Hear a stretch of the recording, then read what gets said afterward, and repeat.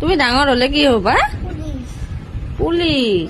ডাক মাৰি মই পুলিচ হৈ কি কৰিবা তুমি? জহি নাই দেখোন কেনেকে কবা দেখাই দিয়াচোন। সেনেকে কবা। আৰু কি কৰিবা? আৰু কি কৰিবা? আৰু কি কৰিবা?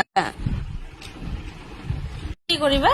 ওকে না যাম ডাক মাৰি এৰোপ্লেনত যাবা? আমাক লৈ যাবা নে হো? না হা? হৈ থাকে ভয় লাগে।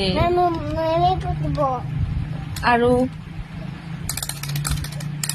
দেউতাক লৈ যাবানে দেউতা এৰোপ্লেনত? দেউতাক এতিয়া জহি যাব দেউতাও জহিন বুলি কব।